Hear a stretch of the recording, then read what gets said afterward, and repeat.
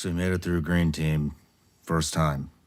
Yep, correct. I had a rough time in assault for a little while, but I pulled it together.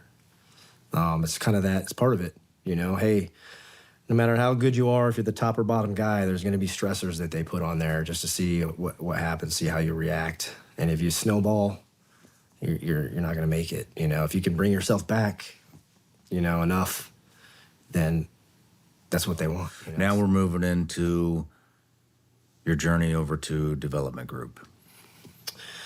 Right. So come back from that deployment. It's time to go right into selection prep. So right around that time, the human performance sort of aspect of sort of concept started to come about. So I was lucky enough to get into some programming where we could get prepared for the selection and then sort of be rested, for a week or so, and then peaking a couple weeks into the selection. So I'm grateful for that because the guys that did that with me from Team 10, we all did pretty well through the physical test and all the first week type physical stuff, right? Performance wise. Overall selection for me was, it was a much smoother ride than B.U.D.S was, especially because of that stuff that happened. But, same thing. Lucky enough I got through. It was really hard. Honestly, difficult in totally different ways than B.U.D.S. The physical part is there. You're doing some crazy things. I mean, there was one day we did this. You run 7 miles at a 7-minute pace, with one of the cadre to the Mississippi River, swim across that motherfucker with logs and just current, crazy, with a swim buddy. And Wow. Get across, having drifted down like a mile or so, run back up, do it again on the way back. And, I think they stopped doing it after that. I got one of the last ones. It's one of those Sounds like an legacy accident waiting to stories. happen. Yeah, it's not very safe. They've got safety boats and things too, but it was as safe as they could make it. Just like swimming around the island in shark territory. Yeah. Yeah. Just you got to find the balance with hard enough things, Yeah. and somebody not getting eaten alive by a great white shark. So Yeah. So then 7 miles back. So that was probably the hardest day for me. That's when I was so depleted that day, my legs started cramping, and I got to a point where like guys in my team were carrying me back to the house because I couldn't even stand up. They were so cramped. It was just super painful. So a couple of the cadre were having fun with me. They're carrying me, firemen carrying me. You know what I mean? It was a good time. So, the hardest part of that selection being the first 6 weeks of assault, all CQB-based stuff is really intense and very, very detail-oriented, with the goal of figuring out, pliability and trainability.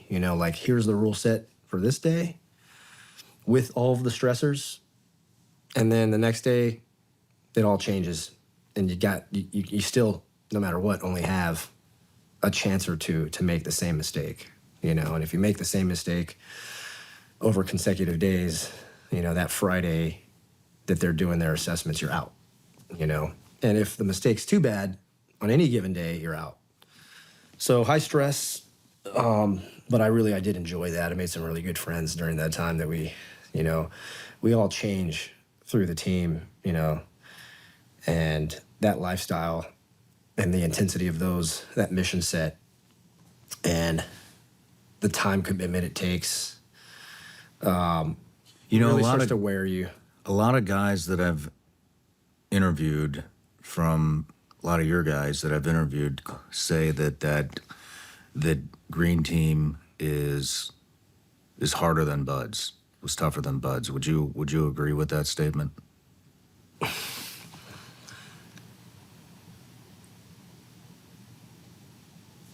It's harder in totally different ways. They're both really hard, and I also don't want to take away from, how hard B.U.D.S is. That people have gone through. It's a really profound experience, but I say it is harder only because there's such a smaller spectrum of mistakes before you can get out, right? So you're always within that tiny little sliver of a mistake spectrum before you're out, you're done, you know? And so with all the stressors involved in your life and everything going on, it's like really hard to stay inside of that. It's like if there's a tiny ball moving back and forth, you're like, whoa, whoa. It's like a level. It feels like it's a level. And if it gets where the bubble gets outside, you're out. There's no other there's no more chance. You know? Gotcha. So the mistake spectrum, I think, in B.U.D.S is a little more lenient because you don't know anything yet. You just got to not quit. It's really hard physically, and but even third phase when we're learning our skills, I had a hard time. So it's not to take anything away from that. It's just that level is very fine with selection and green team. It has to be that way. Yeah. Yeah, but I'm grateful I got through. What's the First time. retention like in training? I think it's comparatively a little higher retention for that because, you know, you start with less guys. So we started with around 60 guys or so, and you finish with 20 something or. No shit, it's You that know. it's that much. You lose Yeah. that many dudes. Yeah, for sure. And it's also hard because you're competing with other SEALs that are experienced, you know. What are the phases? There's no phased numbers, but it's, you know, assault is all CQB at first. That's the first part. And our bread and butter is that. So if bread and butter for like the Delta guys is a land warfare navigation stuff and all the stressors that go with that, that's ours. And then a couple locations for that, you know, Mississippi being one. And middle of the summer, that shit's hard, you know. Sleeping with brown recluses Nice. in the barracks, you know. Yeah. Trying not to get bit by spiders. I had my roommate and it was like a sleepwalker. So that was a little stressor for me too, because he'd wake up in the middle of the night sometimes with full-blown sentences, you know. And one night he woke up in the middle of the night, must have been thinking about spiders, and he was like, there's a spider, there's a spider. And he's like, eyes closed, but sitting straight up. And he ended up going to Red Squadron, but, and then I woke up startled, like, where the fuck is it? Where the fuck is it? And only to like, fucking, now he's just sitting there quiet to realize that he's not even awake. I go, motherfucker, dude. Go back to sleep. You know, every spider trap in that house was full of, it's just legs everywhere. Oh damn. They were full of brown recluse spiders. There's a, you know, I hope they fix that problem. Damn. I don't know how many people have been bit, but, so anyways, You lose the majority of the guys in the yeah, assault. in that first 6 weeks, that's like the kind of hell week per se of selection. Is there any diving?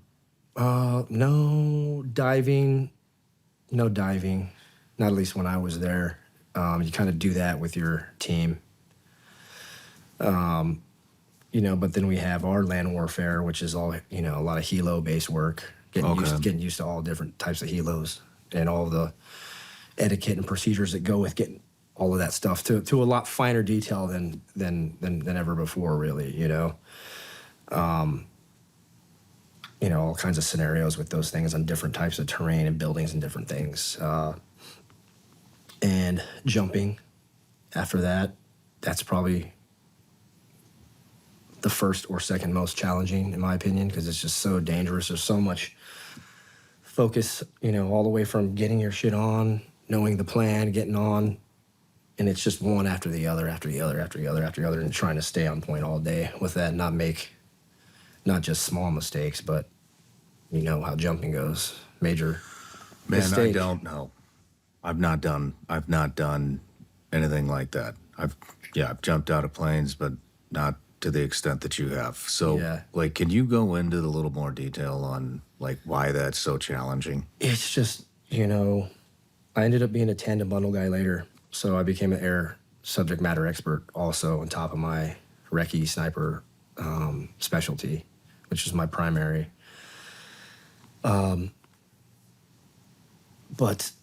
the detail of the gear, everything from your handles to your like malfunction procedures, you know, you gotta memorize what to do in every little thing that could go wrong with a parachute, right? It could mean the difference between life and death in those moments. And so it's at night, the jumps are, most of them, or at least a good majority of them, are on night vision goggles. And so I hadn't experienced that much before. Not at all. I haven't done any night vision jumps before that.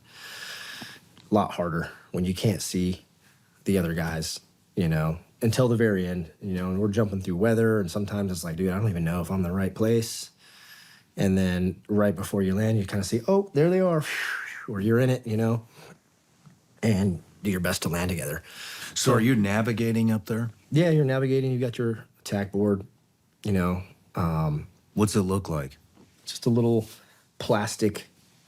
hard plastic plate that goes into the Velcro and ties in, and then a flat part that goes out looks like a little breakfast table.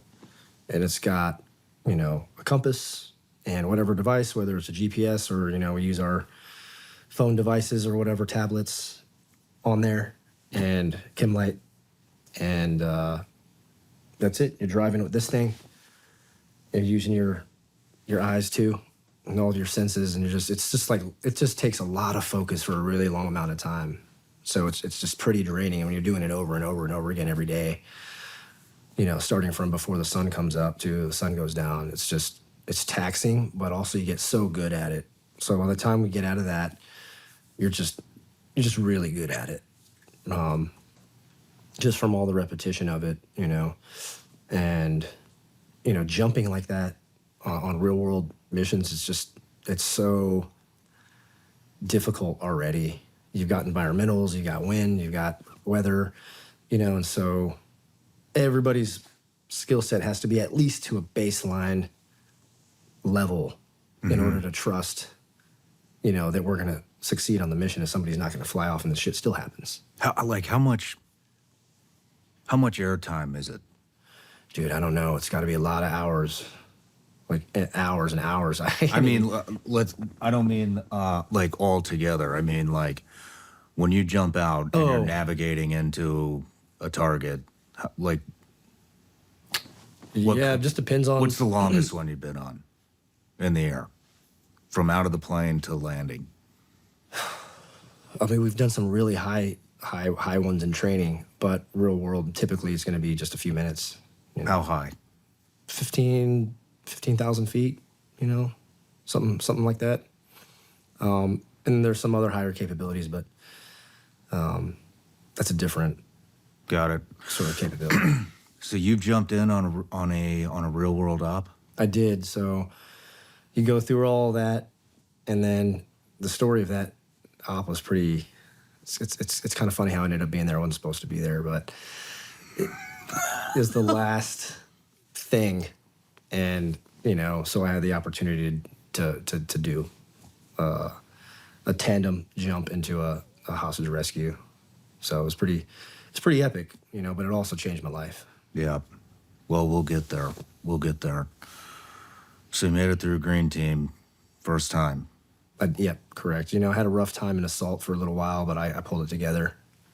It's kind of that. It's part of it. Hey, no matter how good you are, if you're the top or bottom guy, there's going to be stressors that they put on there just to see what happens, see how you react. And if you snowball, you're not going to make it. If you can bring yourself back, enough, then that's what they want. It's just, and then the adaptability piece to be able to change to different tactics that we come up with based on things that happen, and that can be very immediate. We come back from a deployment, or even during the deployment, we go, man, this is happening. What do we do? Change it. You don't have to wait for some approval, and then if we write it into doctrine, that trickles down into the teams and becomes doctrine, So that's the glorious and cool part of development group, in my opinion.